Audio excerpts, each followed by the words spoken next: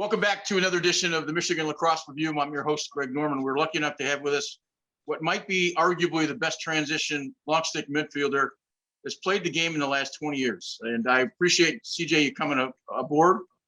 We always start the show, and I want to pull from MASH a question. What does CJ stand for? Does anybody ever ask you that question?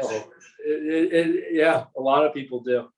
It's funny because it's usually a good bar trick. Have people guess. A lot of guesses: Christopher John, Christopher Joseph, Charles Joseph. But it stands for Craig James. Okay. So James is a family name. Craig, I don't know how my parents ended up on it. But it's funny because a lot of guys obviously in the lacrosse world know me by CJ. When they find out my name is Craig, they get very excited. So I played for the Philadelphia Wings for a couple of years. Chad Wiedemeyer, defenseman at Princeton, he was so excited when he found out my name was Craig. And it stuck with him every time I see him. It's always Craig. It's not CJ. What's mom and dad call you? CJ. Only Okay. Craig James when I get yelled at. Okay. So it's stuck. I just wanted to get that. We're going to talk a whole bunch of stuff about, what I'm really curious about is long stick middies in the last 15 years have become prime. If your goalie's not the best player, your long stick middie is. You sort of fit that hybrid. You're fast. You can shoot. You've always been a gritty ground ball guy. When you were at Duke, I still think you're the Duke's ground ball leader overall as a career. Am I correct? Brendan Fowler took over that 2 years after I left, but up there. How did you end up at long stick? And explain a little bit about your approach to playing long stick middie. Yeah, listen, I think, when you look at the evolution and the idea and concept being the long stick middie, what draws, gravitated me toward, pushed me towards that is just the versatility of that position. You get to basically have your hands in all aspects of the sport, right? You get to play defensive side, and it's fun to take away the ball from people, embarrass them, and then to be able to pick it up, go the other way, and then really stick it to them by putting it in the back of the net. I kind of gravitated towards that. And then also it's just a very gritty position as well, right? I enjoy some of my favorite parts is in between the lines. When you think about a battle of willpower, that ground ball, in that moment, it's the most important thing in the world. And, I don't know, I always gravitated towards that and really, really enjoyed that aspect of it. Where did the grit come from? Just your high school coach was Marty Morgan. Am I correct? Yes, that's correct. Marty, I've been around him a little bit, and okay. He preaches every minute, every game. When the whistle blows, you go till it ends, and you don't stop. Did it come from him? I think that helped with it. I think I also always had that chip on my shoulder to begin with anyway. When I look at my start and when I started playing lacrosse, I started playing when I was when I moved to Connecticut. So originally grew up in Brewster, New York. My first experience in the sport of lacrosse was at Jerry Walsh, who's a legend, played at Cortland. A lot of the other greats like Jack Emmer, Mike Walbogo, just to name Tierney, just a couple of his old teammates. But the thing is that where I grew up, it's not a lacrosse perennial by any means stretch of the imagination. And when you think about Connecticut lacrosse, there's really four towns that everybody talks about. You have Greenwich, Darien, New Canaan, and Wilton. And if you're not really from those towns, you're not really taken very seriously. So for me, it was a matter of I had to play with a chip on my shoulder. I always had to go out there and prove something. I had to be the best, and I had to really do it. It wasn't one of those things. In order to get seen and get looks, because let's face fact, when it comes to the sport, it wasn't getting college coaches coming to New Fairfield, Connecticut, to watch me play Bethel or Weston, Connecticut. It just wasn't going to happen. So I had to really prove myself, and that's kind of, I think, what really carried me through, my youth program all the way through high school into college. I've heard all kinds of coaches talk about ground balls. It's grit, it's heart, it's technique. You may be one of the best ground ball guys around. What is it in your mind that makes a good ground ball artist? I think the first is the grit and the willpower at the end of the day, right? Because you can't coach that. You can coach technique. You can make things a lot easier. But at the end of the day, when it comes to the ground ball battle, it's a battle of wills. I even look at the face-off game. Face-off game's a disguised ground ball as well. And, when I was taking face-off, it was very different. It was more of a battle of willpowers. I think today it's gotten more technical, more really focused on hand speed. Back in the day, it was really down set whistle and just kind of everyone rolled into it. And it was guys just grinding away. You had those long pile up where sometimes they last 30 seconds. I remember one time I was in a circle for about a minute. I mean, your calves are burning, but at the end of the day, you just want to get that ground ball for your team, for your offense, so you get an opportunity to score. Andy Towers, your coach at the Chaos in Westburg. We've had a chance to talk to them. They say you're kind of nasty as a player. And I don't mean that in a bad way. You bust your butt. That said, is being nasty a part of that wing play that also helps a little bit? Listen, the thing is, what I love about this sport, I have a lot of great relationships with guys off the field. But at the end of the day, when it comes between the lines, it's me or you, mono mean dog eat dog, however you want to describe it. And listen, I'm never one to instigate, but I'll definitely get people going. And you do it within the rules of the game, but you got to be a little bit nasty out there. You got to show people who's boss, because they'll take advantage of it if you don't. I didn't mean the word nasty as in a negative connotation. No.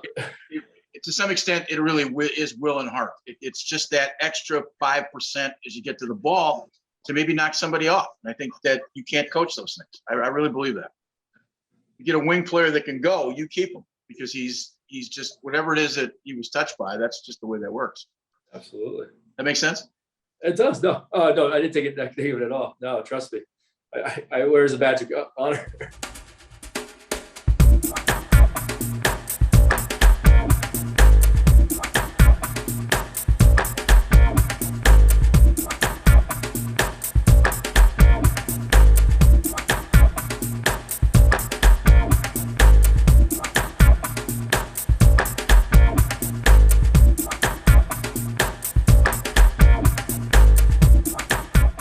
What I didn't want to do with this interview is I didn't want to start the show with what I guess would be a career highlight for you. Go back all the way to 2010, winning a face-off on national television.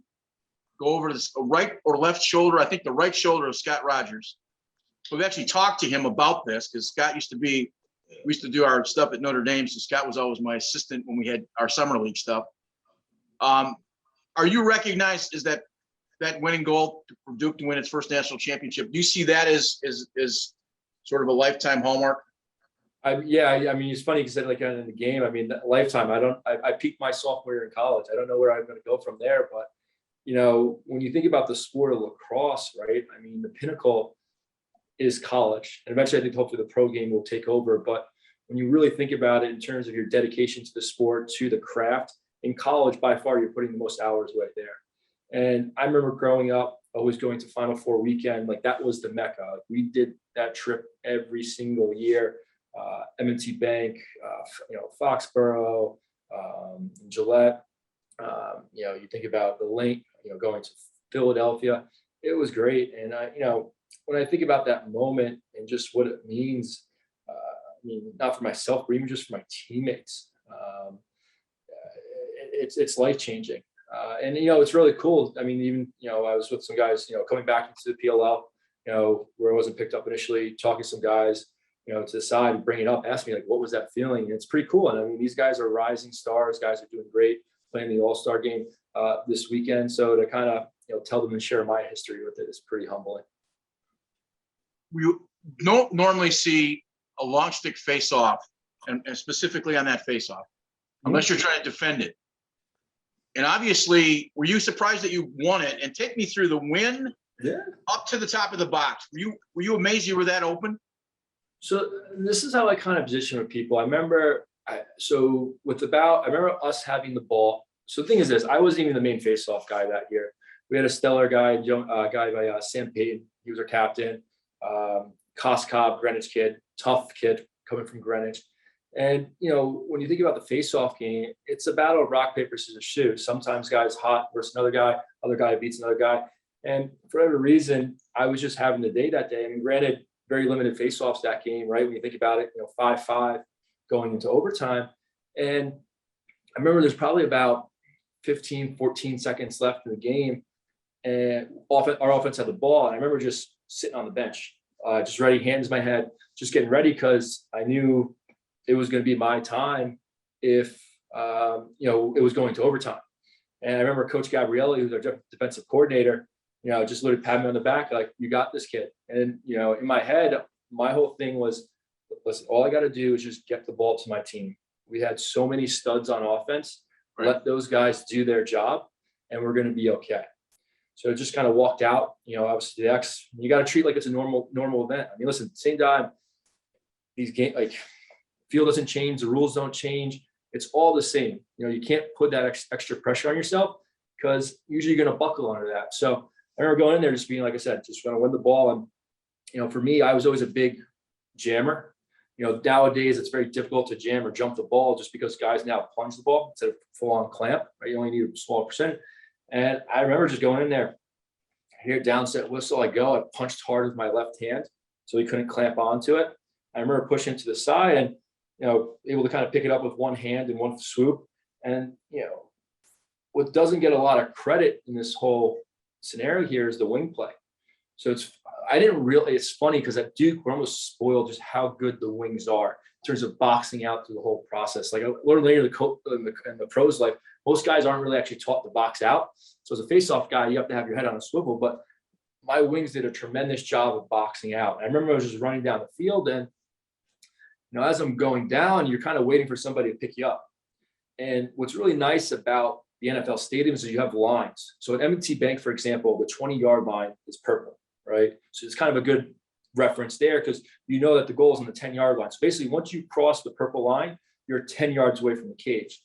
And, and again, you got to think about defense-wise for Notre Dame. It's always very interesting. People, when things get tight, people play what we call "I got my man" defense, right? You just don't want your guy to be the one to score, right? You don't want that on your conscience. So guys tend to be a little bit unwilling to slide in those situations, because it's like, it wasn't my guy. Whose guy was that? So, the way I kind of describe it to people, I remember running down, but at the same time, like, if I'm Notre Dame's defense, who am I going to let shoot in this situation? So on the point, top right there, we got Ned Crotty. So Ned Crotty was the Torrington finals that year. Yep. You got Zach Howell on the bottom right. He was a 50-plus goal scorer that year. And then we got on our left here, we got Max Quinzani, who was one shy from 200 career goals. So if I'm Notre Dame in that situation, I may be probably like a hole or a slow go. Why would let this guy shoot? And I remember running down, and as I'm going down the cage, no one's coming to me. It's like, all right, like, we got to do something about this. And when you're taught as a long pole, right, the worst thing, anytime you're in transition, right, the worst thing that can ever possibly happen is you run, you bust your hump all the way down. Next thing you know, like, you just throw a popcorn right to the goalie, right? Hits him in the stick, going the other way. Now you're running back, especially on playing 2 days, 2 days and 3 days, overtime. So that was the last thing. So you're usually taught to shoot corners, right? You want to shoot those top corners, because if you do miss, hopefully it obviously goes, out of bounds, you recover, and you obviously get your offensive players on. So I remember going down, and I also made sure to keep my stick in front of it.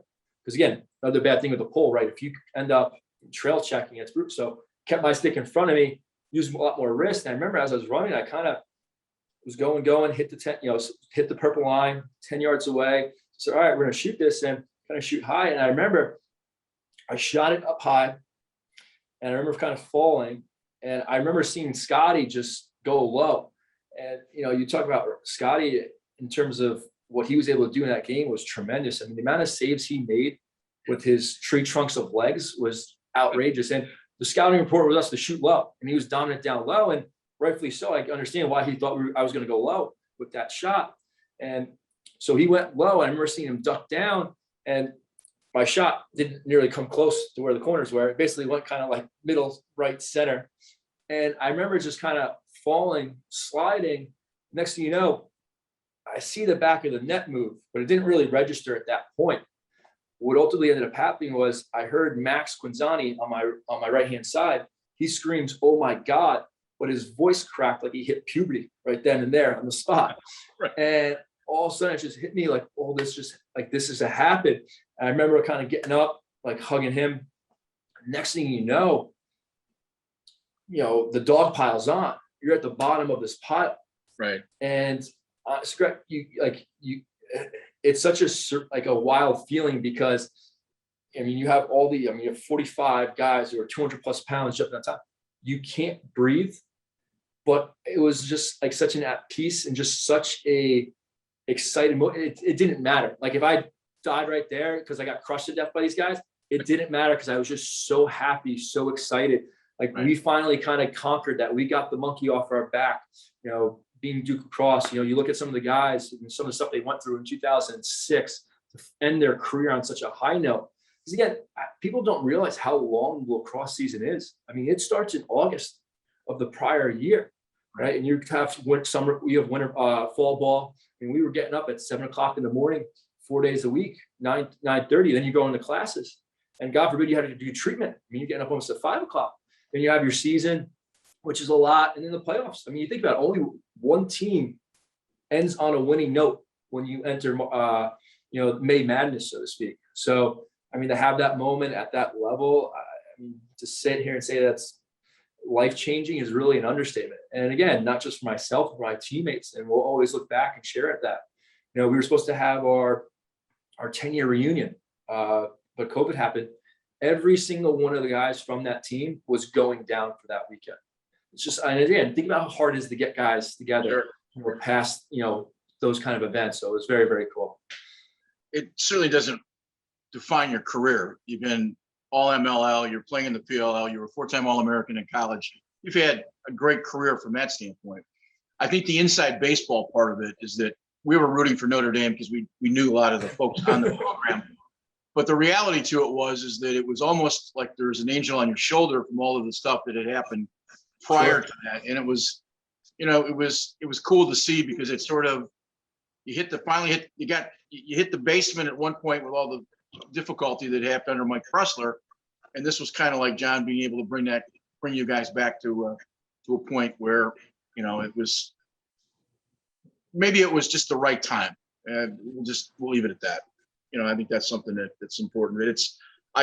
Somebody told me, I don't know how accurate this is, and I'd have to check it, but somebody told me it now is the most watched lacrosse YouTube clip on YouTube.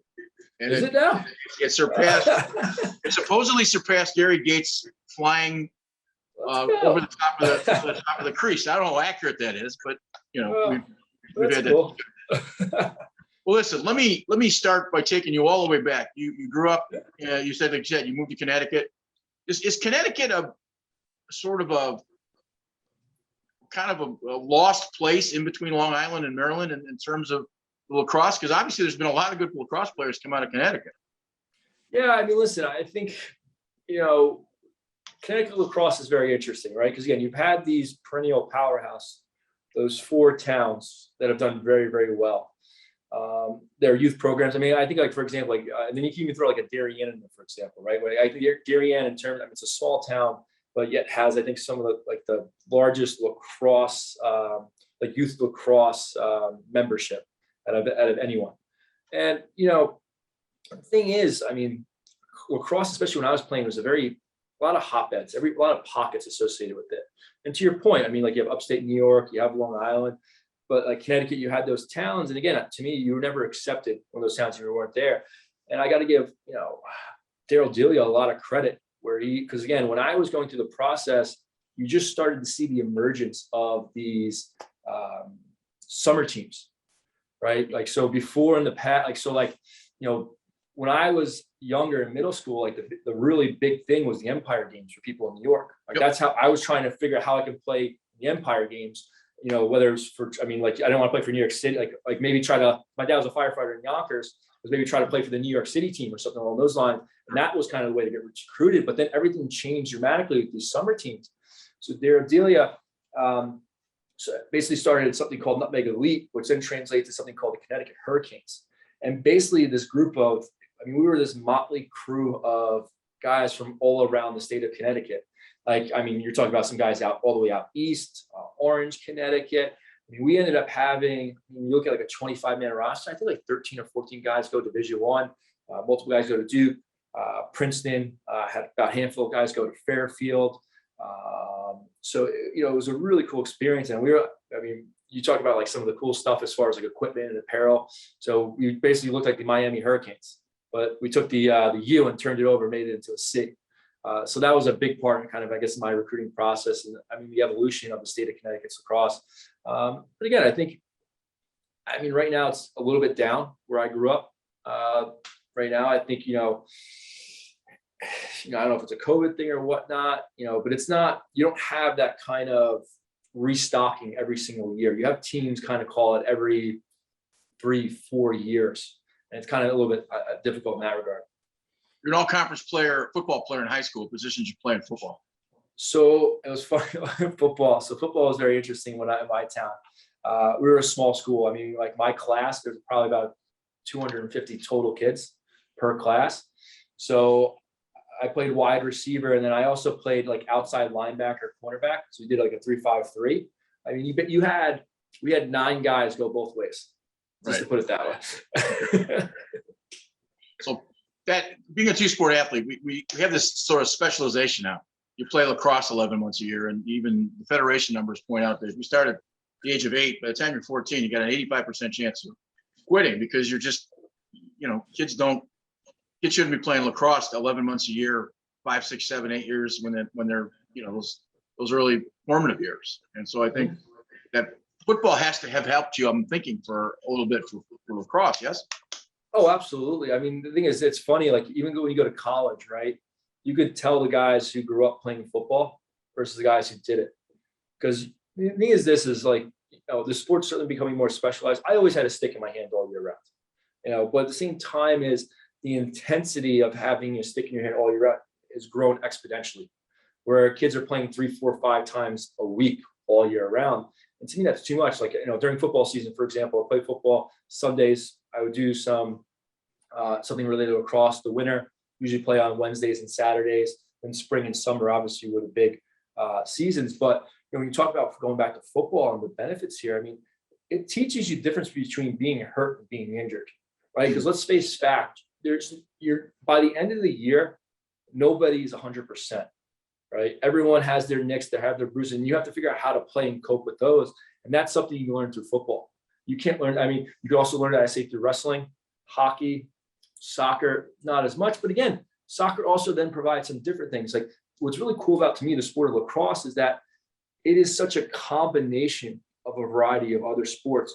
So skill sets that you're learning in football, soccer, basketball, they're all very translatable into lacrosse. And it's a way to get better at your game without actually playing the sport of lacrosse. That's why I think a lot of coaches, Coach Sanowski loves multi-sport athletes, right? Because again, to your point, you're going to see a lot of kids unfortunately get burnt out because they've been doing it constantly. And the other thing too, you got to take into account, you have to want it as the player, right? The parent can't have it more than you. And that's going to cause a big problem. For me, like I was very blessed with my parents. They were always willing to drive me and my brother anywhere we wanted when it comes to the sport. Now, the only rule was is if you committed to something, you're going to do it. I'm not going to say, there was instances where I committed to playing in a tournament in February, doing a camp in February, then June, July comes, oh, can I stay home and be with my friends? Like, no, you said you're going to do this, right? And that was really it. I always had the drive to do it. That's what I had a passion with. And, it was very fortunate where I landed me at a place like Duke. Did your dad, Steve, play lacrosse growing up? He did not. No. So my dad, so he's originally from the Bronx, grew up in Yonkers, and he was actually very smart. So he basically skipped 2 grades. He graduated college at like 18 years old. But He played football, baseball, basketball. And it's funny because we used to live in New York, in Hunter's Glen, which is in right by like a kind of Carmel, New York area. And one of our neighbors was a gentleman named John Nickel, who was the Yorktown high school head coach. And he was always saying like, "Oh, Steve, you got to get the kids to play lacrosse. You got to get this play." And my dad, it's funny because he would make fun of it. Oh, like, what is that? Like a fishnet attached to that pole kind of thing? Like, what is this thing? And it's funny because I'll tell you what, when my time ended at Duke, I came to terms with that very quickly, where I had 4 years to do this. And it's funny because I think he probably missed that Duke lacrosse segment, the parents are providing way more than I did. I think he actually went through basically withdrawals from that. So he's very much dedicated. We share one thing, and our mothers have the same first name, Doreen. Okay. And oh, really? It's just the reason I mentioned it. It's an unusual name for a woman. So you call her Doe, I'm guessing. I call her mom. Mom. Yeah, but my dad no, does. Yeah. I just let me. It's just a side point. How did you get on? Obviously you played at a high level. You won a state championship.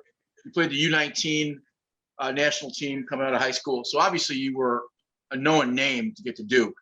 But why Duke, and where are some other choices that you were looking at before you decided on the Blue Devils? Yeah, I mean, listen, like I think the biggest moment when it came to my recruiting process was Jake Reed's camp at UMBC, which was really cool experience because, I mean, it was one field. To me, it wasn't really a money grab. It was literally you showcase yourself because every single Division I college coach was there. They were lined up along the sideline. Your top Division III, like, you know, you always remember. I mean, Coach Petramala, he would make his presence known. He would come with the lawn chair, put it at the middle of the field. And, you know, he'd be sitting there taking copious notes. But, you know, so I was very fortunate when it came time for letters to come out that I got a lot of interest from a lot of people. And, you know, you go through the process to see where you want to go, what do you want from your experience. You know, for me, you know, lacrosse is a way, because again, very fortunate and blessed to play lacrosse. And it's changed a little bit now. We can touch on that later, but, you know, you want to go to a great academic institution because you want to set yourself up for the rest of your life. And that's what's great about the sport of lacrosse is a lot of your top programs are top academic institutions. So I wanted a balance of where I was going to be able to challenge myself as a student, but also able to compete for a national championship. And I remember one break, my parents and I, we basically did a bunch of visits. So we basically went down the East Coast. We ended up going to Loyola, went to Maryland, went to UMBC, went to Johns Hopkins. I remember seeing all these places. They were okay, Georgetown as well. And they were all fine. And it's like weird because Duke was the last place to visit. And I remember getting on campus and being like, I don't know what, just like a gut feeling. It's weird. I don't know how to describe it. It wasn't something like, but like just a sense of this is where I want to be. And then what really solidified it for me was the guys on the team. And I think this is something that gets a little bit lost, especially now because of how quickly kids are getting recruited.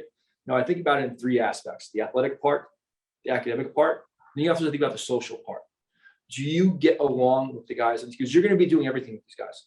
Right. You're going to be going to practice. You're going to be eating. You're going to be going to class. You're going to be going out with these. You better like the team, or else you're going to have a rude awakening. It's going to be a real tough 4 years for you. And you'll probably likely transfer. So I got along with that. I remember, you know, like this is where I want to be. And, you know, the thing is this with Duke, right? It takes a little bit longer process, academics, all that stuff. So I kind of was like, all right, we're going to wait on these guys a little bit because this is where I want to be. And it was, you know, I was very fortunate where, I mean, it's probably easier to say who I did not get recruited by. So I didn't get recruited by Syracuse. I didn't get recruited by Cornell. Wasn't athletic enough. Virginia, I got one letter, and I didn't get anything from UNC. So when it came down to my top schools, it was Duke, it was Notre Dame, it was Princeton, and then Georgetown. So those were the coaches I ultimately ended up kind of talking to and having kind of sort of like, hey, sorry, I'm not going to come conversations with them. So I remember I got offered by Notre Dame. I think it was October of my junior year. This is where you first finally started to see the acceleration of commitments. Like, for example, Steele Stanwyck, he committed September of his junior year. That was like one of the first guys. That was like one of the earliest commitments. Because usually before, you know, when I went through the process, you know, guys, maybe not right above me, but 2 years above me, most of those guys did their 5 official visits their senior year, right? So you had all the guys who they go to the Ohio States to go get, you know, that, you know, fun weekend at a football program. Sorry, being a Michigan guy, but you know, so I have great respect for Ohio State. It's the guys in Ann Arbor that I'm not. I'm a Spartan. So okay, fair enough. That's real easy.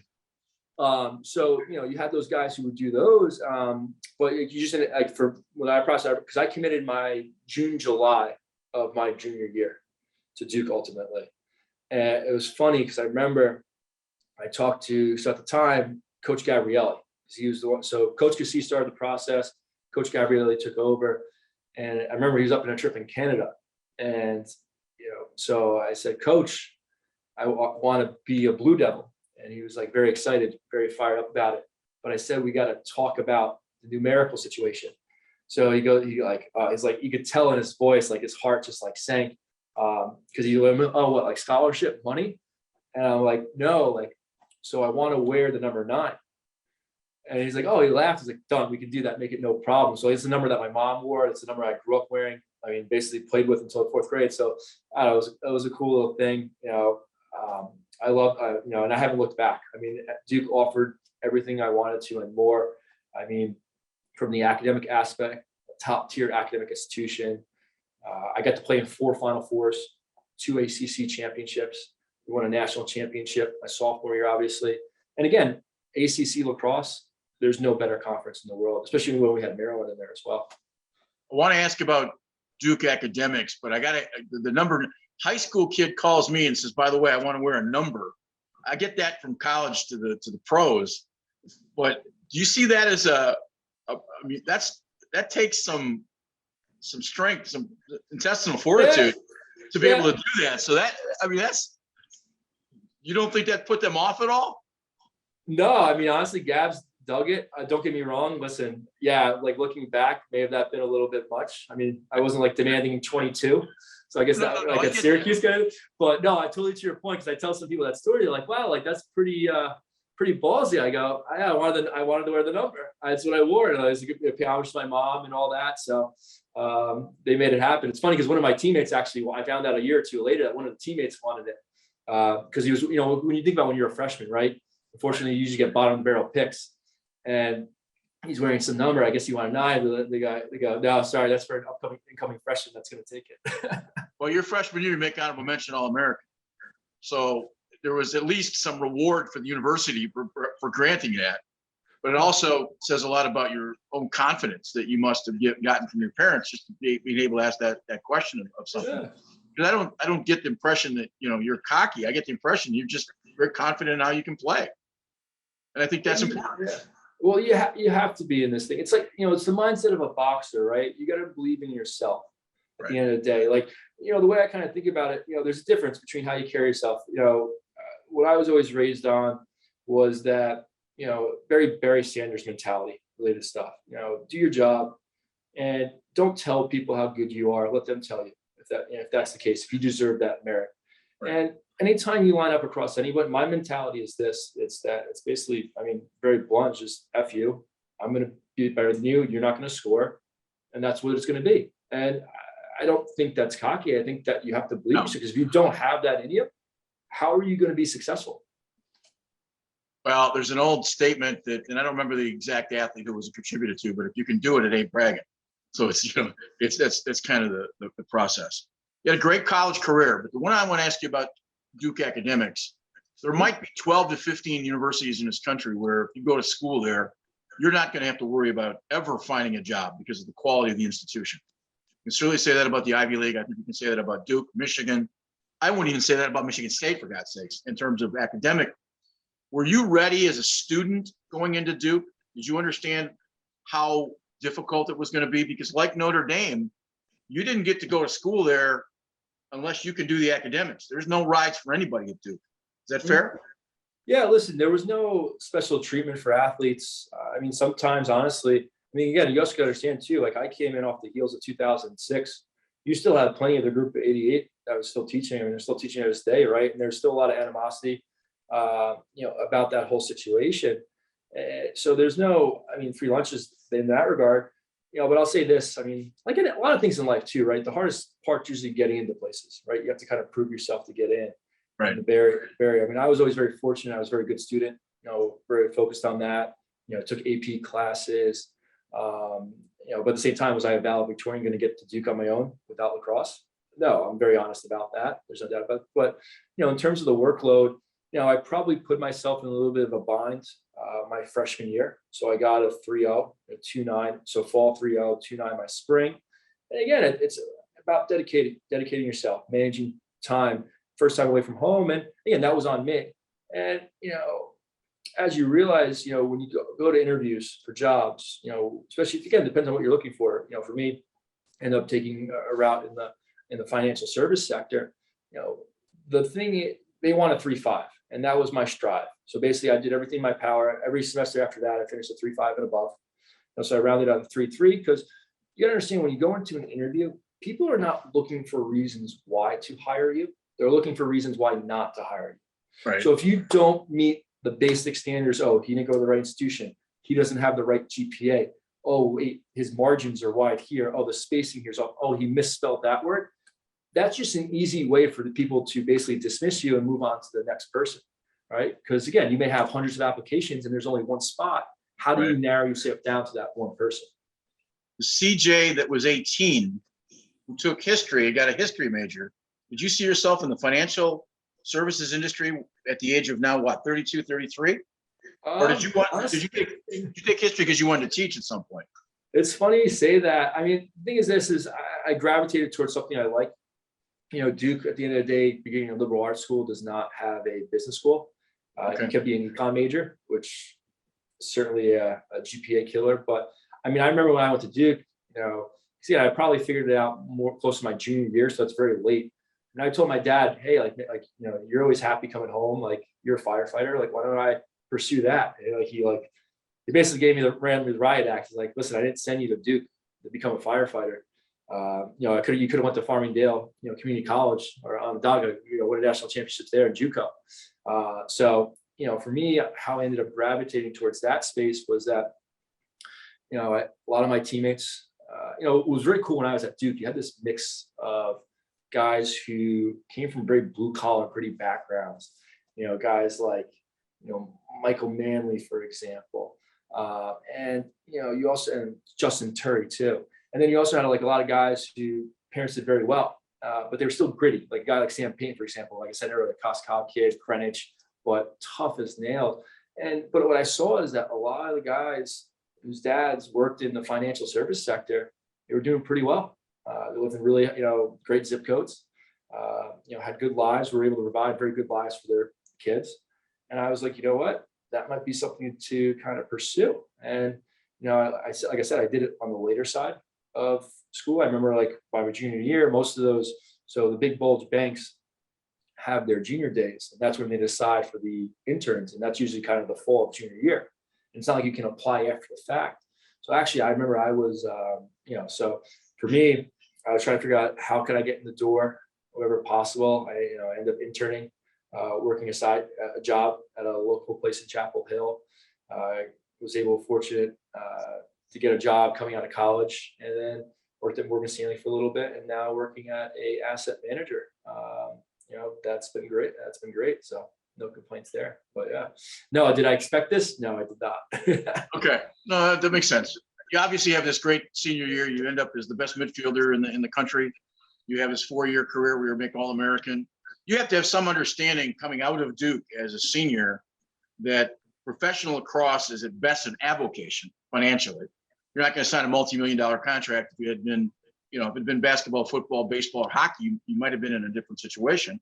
So you're drafted 5th pick, I think 2012 if I'm not mistaken, by the Chesapeake Bayhawks, Dave Cottle. Yep. You go from John Donowski to Dave Cottle, which is a whole different animal. But talk a little bit about that first year in playing in the MLL.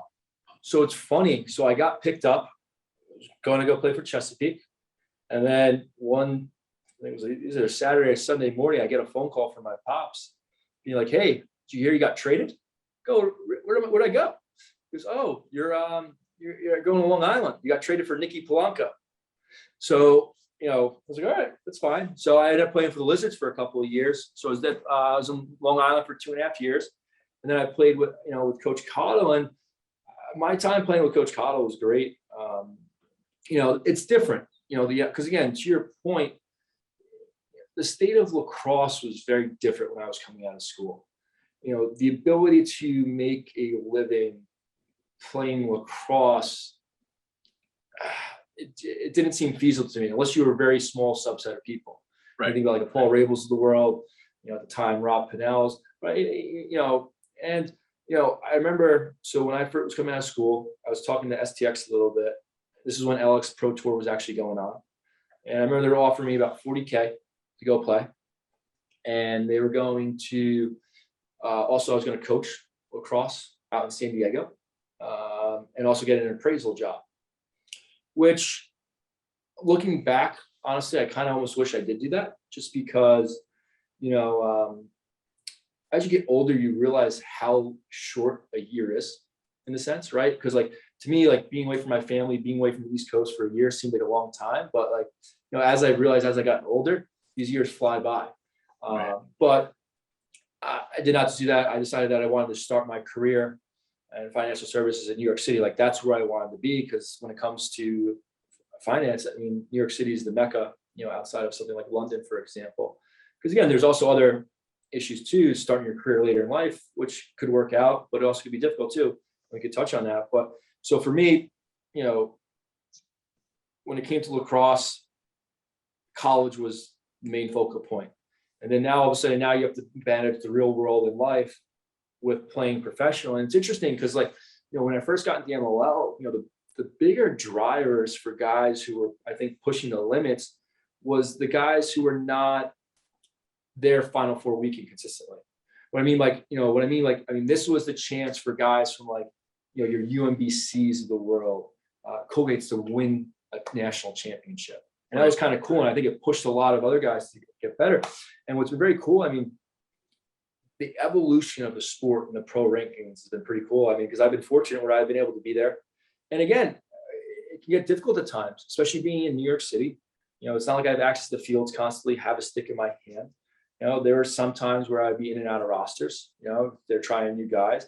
Because again, at the end of the day, in the grand scheme of things, right, the number of teams has not changed dramatically in the professional rankings. Go ahead. Here's my question. You're coming out, you recognize that this part-time gig, again, doesn't supply the financial prowess that you're going to have. You're going to have two jobs. You're going to have a concrete career, and you're going to have this other process. Professional athletes don't have to split themselves. We're making a substantive living. They can work out and they have to work. Was that transition difficult, or not say difficult, but was it obvious one that you had to really think about in those first few years of playing pro? Yeah, I mean, listen, you see it with a lot of guys, right? Most guys don't really make it after their second or third year, realistically, if you think about it, because you call it that sophomore slump, right? Because it's pretty easy when you're like you go from your senior year to your first year in the league, because you played the most lacrosse you're ever going to play. You're in peak top shape. I remember, for example, I remember my second year, I never got fat, but I noticed I was still eating like I was still in college, and I saw kind of a little bit of inflatable on the side of the hips where I was like, I don't like this. So all of a sudden, next thing you know, you're starting to, cut out like breads, you're starting to eat, egg whites, turkey, bacon to kind of keep off your weight. And, for me, especially when you're a young guy on the desk, you're the guy who's going to be going out. You're going to be spending late nights doing that. And unfortunately, to me personally, being very hard on myself, I think my lacrosse career suffered for that for a little bit. Like I was able to play, I was able to compete, but not necessarily at the highest level that I can compete at, what I'm willing to do.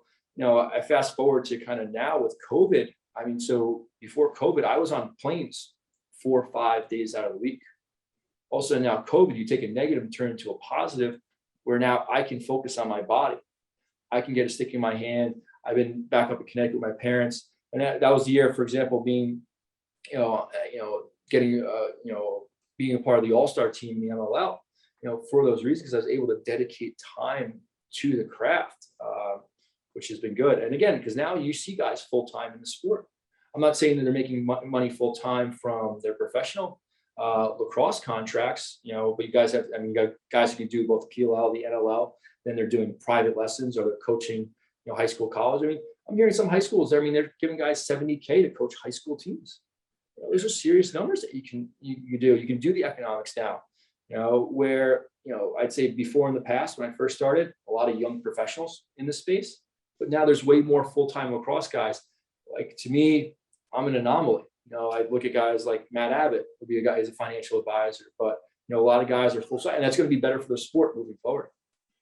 You say 70 grand, that's 65,000 more than I'm getting paid for the high school team I coach now. So it's all a relative discussion. And you pick up an extra hot dog here or there at the press box. So as you're coming in for a game before when the JV game finishes up. Have you ever played box short stick? I did. So I played for the Wings for a couple of years, which was a lot of fun. Was it a hard transition or was it pretty easy? No, it was a very hard transition. It's funny though, because like I remember when I got picked up by the Philadelphia Wings, and I think I was the last round pick for the draft that I was eligible for, because they were basically trying to bring a lot of Americans into the game, and our team was very heavily American. Canadians. I'll say this is that the transition for Americans to go out the back door is probably much easier to go out the front door. But even still, there's a lot of learning curve, because the way I looked at it is this: you see a bunch of guys coming from up north, coming down south, playing in the States, making the transition from box to outdoor, lighting it up, scoring tons of goals, guys like Detroit Mercer, Canisius, kind of all over the place. And then I was like, how hard can the transition be from going from outdoor to indoor? And it's so much more difficult because the game is just, I want to say it's so different. It's much more physical. I mean, basically anything that comes across your face, you're basically taught to cross check it as hard as you can. Right. You're playing defense on somebody. Next thing you know, you're getting your back stretched because someone's, like a moving pick, but there's really no, I mean, they call moving picks from time to time in box, but I still don't understand what it constitutes a moving pick or not. So you got to open up, grab on the people. But it's funny because you look at it. I mean, I remember playing against guys like John Tavares, Sanderson, Josh Sanderson, and they're not imposing guys. I mean, Tavares is maybe 5'6", 5'8", but he's not going to beat me one-on-one. But what he's so good at, as soon as he sees your head turn, you look at the ball, he's going to pop a little bit, he's going to catch it, and next thing you know, things in the back of the net, and you're just looking like, what just happened? Right. Right. And so kind of getting used to that was really, but the terms of the environment, the crowds, it was so exhilarating. Because, you would fill out these places. You get 15, 16,000 people. You go to the ACC Center in Toronto, up in Buffalo, Niagara. My favorite place to play was the Pepsi Center. They would pack these places out. It was just a really, really cool experience. I love it. It's great to see the expansion and guys like Joe Tsai getting involved, Wayne Gretzky. As a long stick, you got to appreciate about a guy like Brody Merrill, who makes it look so seamless between both and so graceful, especially at his age. He's doing some things that are pretty unusual. So I got to play with Brody. He was at Philadelphia when I was there. So obviously, being a long stick midi, Brody's a living legend. He's a Hall of Famer 10 times over. Right. And it's funny because you see him in pictures, and you look at him, it's he kind of, he's tall kind of guy. You think he's like aloof, tall, redheaded guy. He's lanky. But you want to talk about a guy who has that switch. The difference of him being off the field to, on the floor. I remember, he fought, it was a Sunday. We were in Minnesota. So this is back when this is the Minnesota Swarm still. So it's a Sunday game. It's a doubleheader weekend. There's probably 500 people in this place. So Andy Suter was looking to fight somebody. So I remember actually he was talking to me about it. I thought, you want to go? I'm like Suits, I have to go to work tomorrow. I can't go show up with a black eye. And so that kind of de-escalated. And then I remember him, Brody hit him. So he got up for Brody, and Brody is, all right, we'll go, takes off the helmet, starts going. And Brody's got reach. He's got some length. So Brody keeps the guys out really far extended. And he lands a haymaker, cuts up Suits. He no problem. And just walks off, gets on, serves his 5, gets back out there, and he's playing away. He is a unique individual, and it's just so exciting to see him and the longevity and just how much he's given to the sport. And he's just a great guy. So yeah, absolutely.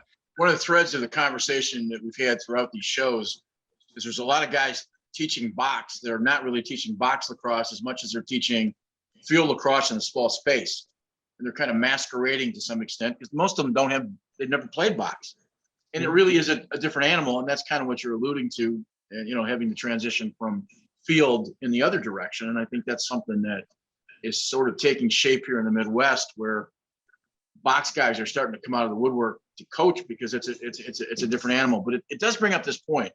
You are now, one of those MLL guys that made it back to the PLL. And now you've got this opportunity with both the PLL into the winter of being able to play, and almost play a professional season. And there's a lot of guys that got left behind in the ML, guys you played with, because there's just not that many jobs anymore. There's 8 teams as compared to whatever there was before. So I guess my question to you is, at the point you are in your career, talk a little bit about, being back in the PLL, being back towards the top of it. And you're one of those guys, if I'm not mistaken, you were undrafted and then picked up later. Is that correct? So, yeah. So, I mean, it was a difficult road. There's no doubt about it. I mean, there's a lot of talent that's associated with it. I remember when they had the expansion draft, I was, I figured I'd get picked up at some point, in that, or maybe even get a little bit afterwards. Because again, listen, I came off a year where I was LSM of the year in the MLL, and I don't take too much inventory into individual awards. But, usually those awards are probably maybe 2-3 guys off. All of a sudden you see like 3, 4, 5 guys at my position getting picked up, and I'm not getting picked up. And I'm like, all right. So, I'm like sitting there, all right, maybe like after the dust settles, after the college draft, something will come up. So nothing there. I remember calling Coach Sudo, who coaches the Chrome, just be like, because I had a relationship with him. I played for 2015 World Games. He's a great, just honest guy. I'm like, hey, is there anything out? Because again, sometimes you just think, is there something going on? Did I do something? Did I upset somebody? Does anyone know I'm there? And I remember talking to him, and he's like, honestly, man, I kind of forgot about you, and you're kind of getting up there. I mean, my team's old. If something comes up, I'll let you know. And that was it. And then I was like, all right, I kind of this is over. And I remember I actually got a call from him the last day of the waiver wire, and he's like, hey, by the way, we got a couple of guys who aren't going to be in camp. You want to show up and maybe show some interest to other coaches, or maybe earn a spot. And again, he told me he's like, listen, I like my guys. I'm trying to build something here. And I was like, all right, I understand that. Yeah, listen, I just want an opportunity to go out there and play, because for me, I feel more reinvigorated with the sport because I've been able to actually dedicate time to it. I've been able to practice. I've been up in my parents' place in Connecticut. I've been training with the college guys, that helped me get better. So I was excited to get back out there again, because I felt I was in much better athletic shape. Because before I was kind of a weekend warrior, where I would just show up, you play, then I would sit back on the desk or get back on the plane and then do that all week and then come back and play. And it's a lot on your body. So, it didn't work out with the Chrome, left on great terms. And I remember I was actually in the Maldives with my girlfriend, and, taking a trip. I was like, all right, I guess I'm retired. This is it. So again, I didn't hear from anybody else. And then it was funny. I was literally about to leave, and I get a text from Coach Towers, and he goes, hey, did you hear? We picked you up. And I was like, no, did not hear that. But I obviously called him right away. He's like, yeah, we picked you up on the waiver wire. Happy to hear you. And, he's like, listen, we got a lot of things going on. And I never dealt with Towers before in the past. He's a very honest guy. And I appreciate that. He goes, listen, there's a couple of things, not sure if you're going to be in the lineup next week. A couple of things have to happen. And I'm like, okay, that's fine. And so, next thing you know, gives me a call, hey, you're going to get the green light to play in Long Island, which I was very excited for, because, that's the closest thing to home really for me. And yeah, no, we had a big W. Unfortunately last week didn't go our way in Minnesota. Was able to do, put one in the net, which is nice. And then, look at the rebound in, at the end of this month in Colorado against the Chrome. But, it's a long journey. I mean, listen, and again, when it comes to the sport, I mean, we're talking to a lot of guys, conversations, because, in the grand scheme of things, you have to check your ego here, because in the real grand scheme of things, if you really think about it, in our sport of lacrosse, there's only 5 guys that are irreplaceable. Everybody else is replaceable at the end of the day. It's how I kind of position it. So you got to be your best every single time. And once you get that opportunity, you got to take it and run with it, because you never know when that's going to happen. So, yeah, it's been interesting. Does the 10-yard shorter field help somebody like you as a transitional player? And do you think that it would make sense for high schools and colleges to go to a shorter field? I think it does. I mean, the amount of, I look the first game that we played against Boston, the amount of transition opportunities that came up, it was huge. And again, you have to play it the right way, right? Where if you're able to leak out and get up there and going, and able to get over the top, especially of the offensive players. I mean, you also need a clearing goal, like goalie. Like I told Blaze, I'm like, listen, like I know you can clear out the ball. Look for me. I'll find it. I'll find it opening. And it's funny because someone texted me afterwards. He goes, "You look like a point guard out there playing basketball, just kind of running it." Like, because again, I may have not be getting a goal or a first assist, but we're just getting it down there, getting it going. Because again, lacrosse has become so specialized. And what also you were taught, I remember in like training camp, a lot of times they try to keep the offensive guys on because they're trying to slow that transition down. But if you can outpace that transition, there's a lot of opportunities, especially because how good guys are at shooting the ball. And it was funny because Blaze afterwards he goes, I usually black out during games, but you're open a bunch too. I'm liking this. So, what I mean? So yeah, I love the shorter field. I love the fact that the 2-point arc is now a yard closer. That definitely puts it more in play and a bigger factor. Would I like to see at the younger rakes? It's a great question. I think obviously they're coming with the shot clock now, in high school at this point. No, shot clock is the only place they play shot clock is the private schools in Maryland. The private schools now. Okay, so all the federation schools have to still stuck. Okay. I think we're 2 years away. I think a clock makes so much more sense because stalls are so subjective to officiating depending upon who you're playing, and it's hard to coach that way because you never have a process to know what it is that's going to be a stall. One game is different than the next, and that makes it difficult. Where a clock is so objective in its point. You can't mess with it. It's not that it doesn't take that much money. I agree. I think it makes it exciting too. I mean, that was always the pushback. I remember the cost of it, but at the end of the day, it's a clock. It's not going to cost too much, but I think it does add to the excitement. The idea of shortening the field. The thing is this, sometimes in the youth, I think you need a little bit more space because guys are not necessarily as talented. So I don't necessarily agree with maybe doing that at that part of it. But I'm definitely a big proponent of the shot clock. And I mean, even the difference of going from the MLS shot clock to the 52-second shot clock is huge. 60 to 52. It's staggering how much of a difference that makes.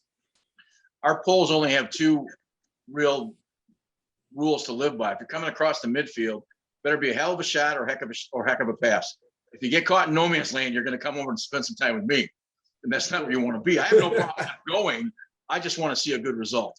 Yeah. And as long as they understand that, then they know. And sometimes especially the new ones, will start taking shots from 35 yards out.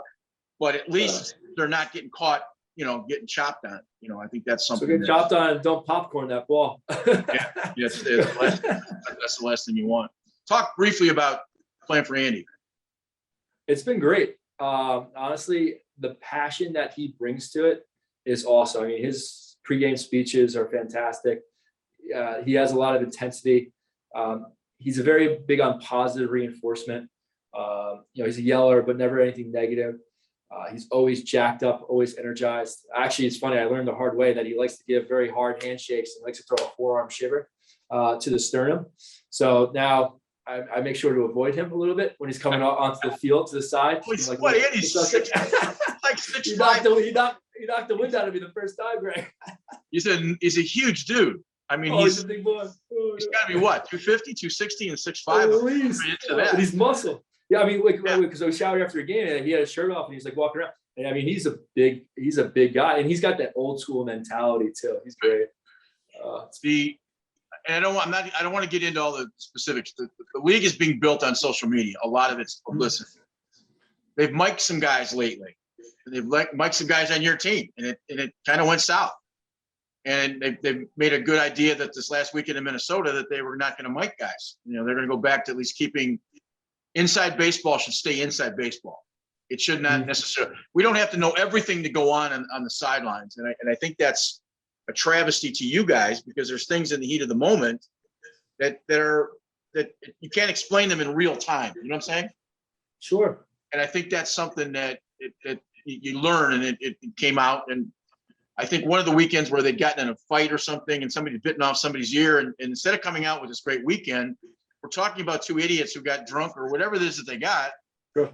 And that's part of the process of social media, but it is what it is. All-Star Weekend is this weekend, am I mistaken? Yes. Yep. Okay. And after that, there's what? 2 more weekends, I think? 2 or 3 more weekends. We got one weekend, another weekend off, and then so the last week of July, we'll be out in Colorado Springs. you play as long as you can. When you leave the sport as a player, will you still participate in the sport in another capacity, coaching, or is it going to be financial and it's sort of wait for your kids to play and then become a dad coach? Yeah, I think it's, it's all a great question. I mean, what I've always loved about this sport, a big element of it has always been giving back. I look at, the guys who I modeled off my career on or my style of play, they weren't in it for the monetary. I mean, you look at Tim Sherry, look at Ryan McClay, Dan DiPietro, doing all these camps. Anytime anybody asks me, I'm always willing to kind of go out there, spread it. Because again, the game was so good to me. I did coach before coming out of college. Coaching's tough. I give you a lot of credit for it. Because again, the thing in hope is that you want individuals or players who have the same passion and drive as you do, right?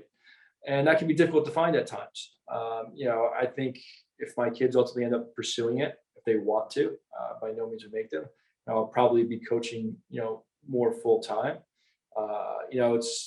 Listen, I almost, like I said earlier, I thought I was retired. I thought I was going to be picking up stick for, years to come until that moment came, to be perfectly honest with you. And here we are, back at it again. Is it fair to say even now that lacrosse is slightly higher on the heart monitor than, for the moment, financial services? Listen, for me, I'm excited. I'm excited to get back out there. To me, I feel rejuvenated. I'm excited about it. I'm able to prepare for it. I feel better, playing out there. My capabilities on defense, make my shots better, my passes.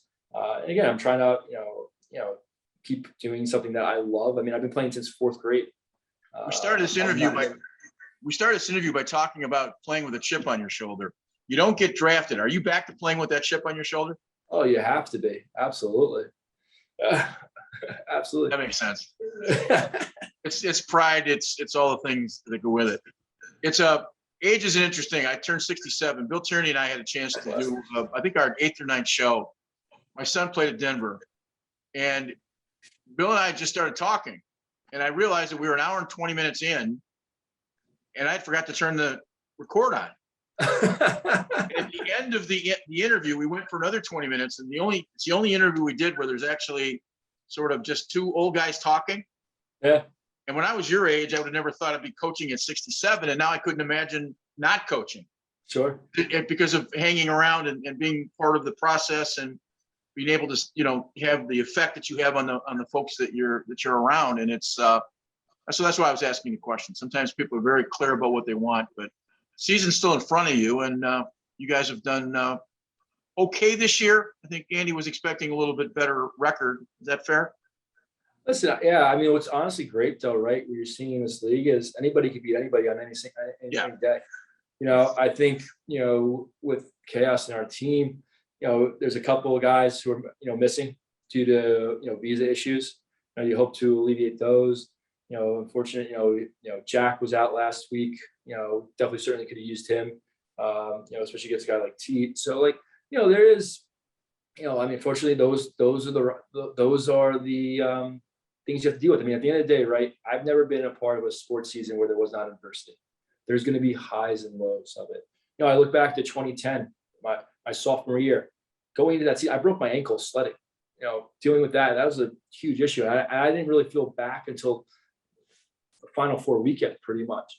So, the biggest thing, kind of what I've been preaching, because again, I'm the second oldest guy on the roster. Dan Coates's 34, he's the oldest. So, you try to, talk to these guys and explain to them, listen, the biggest thing for us right now is that just don't be the bottom, don't be the last place team, because the season starts playoff time, and it doesn't matter who you really draw against, in my view, because that's when it's really going to start. So we get to that point, the season basically resets, and it's anyone's up for grabs. And you've seen it now. You see the teams move, the whipsticks fall down.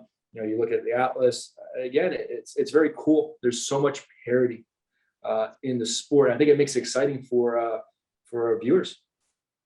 Well, I appreciate getting the opportunity to talk to you. When we started 3 out of our 4 kids this year that started defensively for us in high school, all freshmen. Oh, And wow. all of their brothers are currently playing in college. So we're looking forward to having, I think, a pretty good, and a freshman goalie.